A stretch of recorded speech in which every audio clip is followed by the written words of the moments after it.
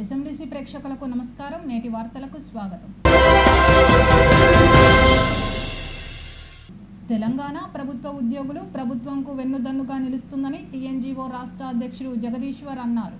మంచిర్యాల జిల్లా సర్వసభ్య సమావేశంకు ముఖ్య అతిథిగా హాజరయ్యారు. ఈ సందర్భంగా మీడియా సమావేశంలో మాట్లాడుతూ ముఖ్యమంత్రి రేవంత్ రెడ్డిని కలిసి సమస్యలు విన్నవించిన వెంటనే స్పందించి పరిష్కారంకు చర్యలు తీసుకున్నారని తెలిపారు. ఉద్యోగుల ఆర్థికపరమైన పెండింగ్ బిల్స్ 600 కోట్లు చెల్లించడానికి సుముఖత వ్యక్తం చేసినందుకు రేవంత్ రెడ్డికి కృతజ్ఞతలు తెలిపారు. మరి ఈ ప్రజాప్రభుత్వంలో మాకు ఖచ్చితంగా న్యాయం తెలుసు. మరి జాప్యం జరుగుతున్నటువంటి తరుణంలో ఒక ఉద్యోగ సంఘ రాష్ట్ర ప్రభుత్వ ఉద్యోగుల జాతీయ ఉపాధ్యక్షులైనటువంటి శ్రీ అన్ని ఉద్యోగ సంఘాల పక్షాన వారికి స్వాగతం సుస్వాగతం తెలియజేస్తున్నాము. మీరాక మాకు మనం చేయాలి. ఎందుకంటే మేమంతా మీ విన్నపం ఏంటంటే రీసెంట్ గా మరి ఆప్షన్స్ ఇవ్వడం జరిగింది. ఉద్యోగుల ఐక్యత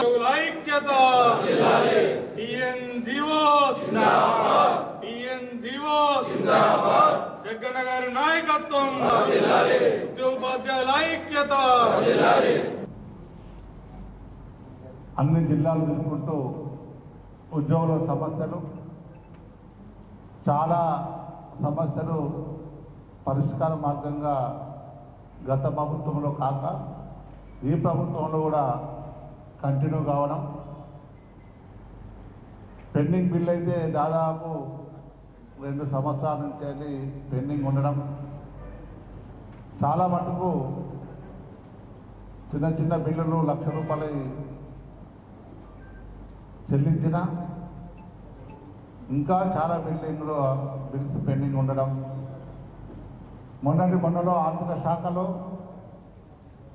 టీఎన్జీఓ సంఘం కేంద్ర సంఘం ఇచ్చిన విన్నపం మేరకు గౌరవనీయులైన తెలంగాణ రాష్ట్ర ముఖ్యమంత్రి గారు రేవంత్ రెడ్డి గారు రివ్యూ చేసిన సందర్భం, మల్లు భట్టి విక్రమార్క గారి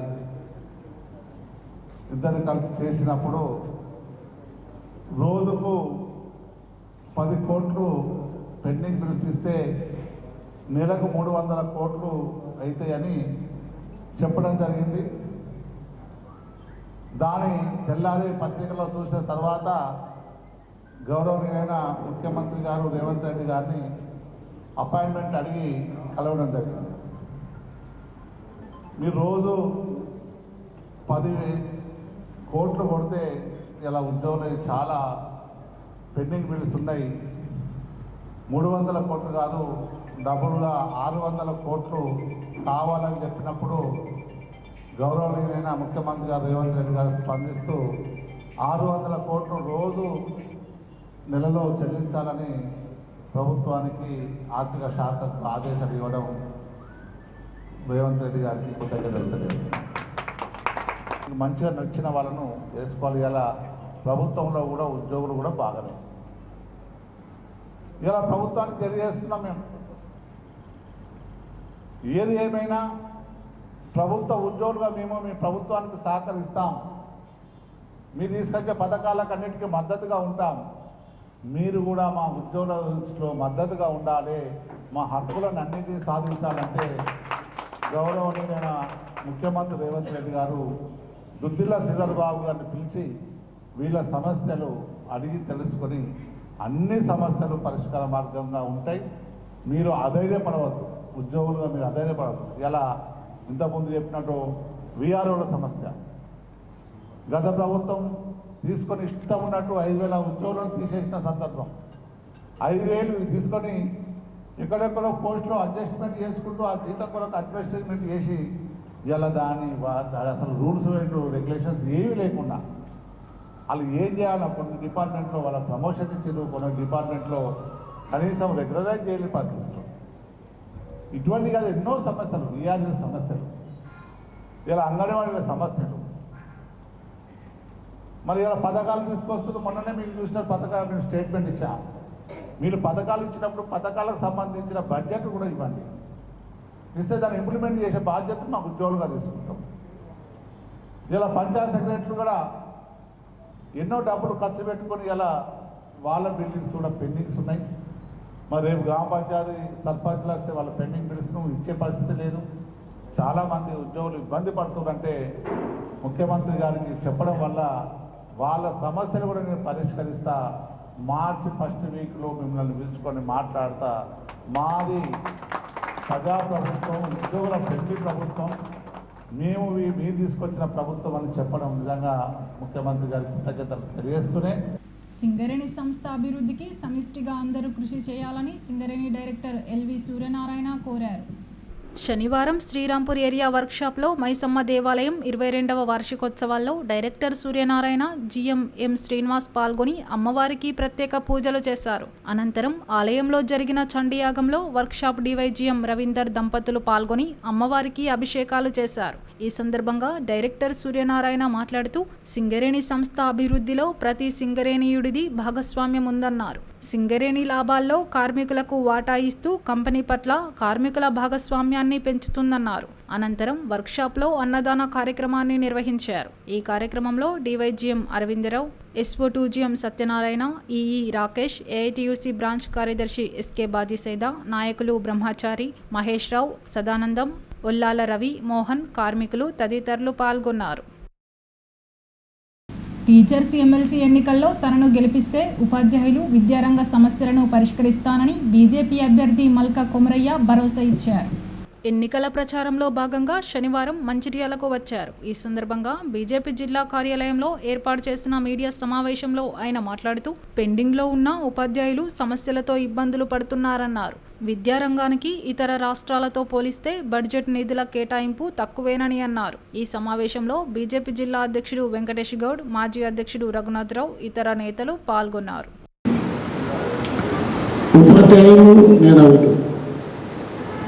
వాళ్ళు పట్టాలు చెప్పడంతోనే మనందరం సొసైటీలో మనంతా కూడా ఒక్కొక్కరు ఈ గవర్నమెంట్ స్కూల్లో చదువుకొని ఈ స్టేజ్కి వచ్చాం. కానీ ఈరోజు పరిస్థితి టీచర్లది చాలా అధ్వానంగా ఉంది.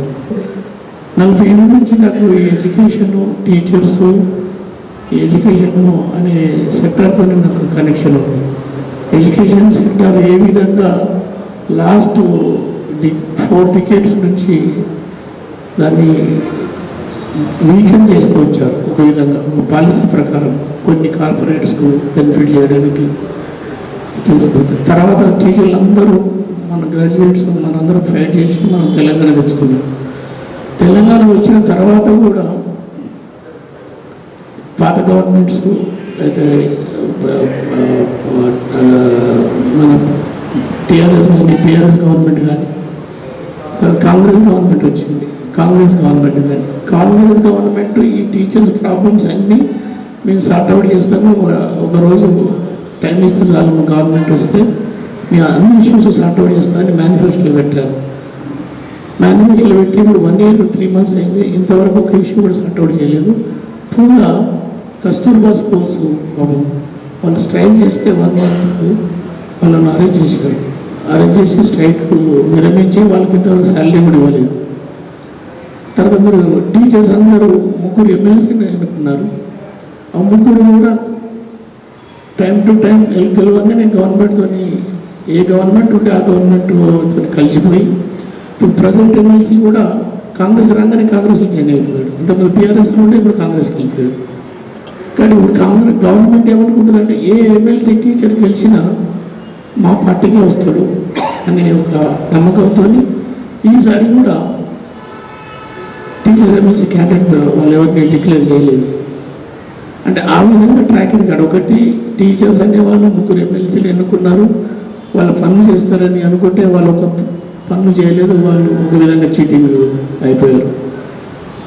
గవర్నమెంట్స్ కూడా ఎడ్యుకేషన్ డిపార్ట్మెంట్కు ఫండ్స్ అలొకేట్ చేయకుండా అందులో స్పెషల్గా స్టేట్ గవర్నమెంట్, మన స్టేట్ గవర్నమెంట్ ఇప్పుడు మనది ఎడ్యుకేషన్ బడ్జెట్ అలొకేషన్లో లోయెస్ట్ ఇన్ ది కంట్రీ. మన బడ్జెట్ 2.5 crores. బట్ ఈ స్మాల్ స్టేట్స్ కన్నా కూడా మన బడ్జెట్ ఎడ్యుకేషన్ డిపార్ట్మెంట్కు లోయెస్ట్. అది మీరు స్టాటిస్టిక్స్ చూస్తే తెలుస్తుంది. ఆ విధంగా ఎడ్యుకేషన్ ఏం చేశారంటే ఒక సెక్టార్ను ఒక సిక్ ఇండస్ట్రీగా తయారు చేశారు. ఇది ఇప్పుడు ఈ లాస్ట్ 1 ఇయర్ మంత్ నుంచి స్కూల్స్ అని తిరుగుతూ ఉంటే ఒక్కొక్క స్కూల్ సెక్టార్కు టీచర్స్, ఇప్పుడు గవర్నమెంట్ టీచర్స్కి ఒక ప్రాబ్లమ్స్, మోడల్ స్కూల్స్కి ఒక ప్రాబ్లం, కొన్ని ప్రాబ్లమ్స్, కస్తూర్బా స్కూల్స్కి కొన్ని ప్రాబ్లమ్స్, తర్వాత గురుకులాలకు ఎస్సీ కార్పొరేషన్ స్కూల్స్కి కొన్ని ప్రాబ్లమ్, ఎస్టీ కార్పొరేషన్ స్కూల్స్కి కొన్ని ఇష్యూస్.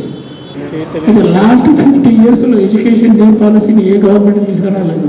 మన బీజేపీ గవర్నమెంట్ తీసుకొస్తే అన్ఫార్చునేట్గా మన స్టేట్ దానికి అడాప్ట్ చేయలేదు. ఒకవేళ అది అడాప్ట్ అయితే కొంతవరకు టీచర్ల సమస్యలు సార్ట్ అవుతుంది. మన కేవీ స్కూల్స్ ఎట్లా ఉన్నాయో ఆ విధంగా మన టీచర్లు కూడా కొన్ని బెనిఫిట్స్ వస్తాయి.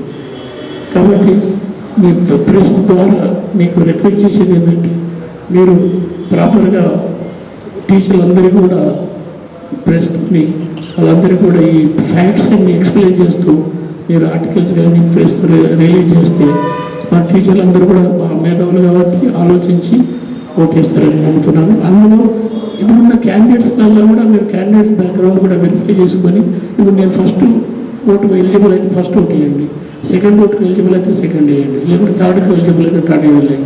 ఉన్న క్యాండిడేట్స్ బ్యాక్గ్రౌండ్ కూడా చూడండి. ఇప్పుడు కొంతమంది కావాల్సిపోయి నన్ను కార్పొరేట్ అని అంటారు. అయితే ఉన్న ఇంతవరకు టీచర్స్ ఎవరైతే గెలిచారో వాళ్ళంతా మేధావులే, వాళ్ళు ఏం చేయలేకపోయారు. ఇప్పుడు ఉన్న క్యాండిడేట్ ఆయన ఆల్రెడీ టీచర్ కాదు, ఈజ్ రియల్ ఎస్టేట్ మ్యాన్. కాబట్టి అందరినీ ఆలోచించి క్యాండిడేట్స్ బ్యాక్గ్రౌండ్ కూడా చెక్ చేసుకొని మా పార్టీ క్రెడెన్షియల్స్ చూసుకొని మా తపస్సు యొక్క క్రెడెన్షియల్స్ చూసుకొని ఓటేస్తారని ప్రార్థిస్తాను. నేటి ఎస్ఎండిసి న్యూస్ ఇంతటితో సమాప్తం. తిరిగి ప్రసారమయ్యే ఎస్ఎండిసి న్యూస్లో మళ్ళీ కలుద్దాం. అంతవరకు సెలవు. నమస్కారం.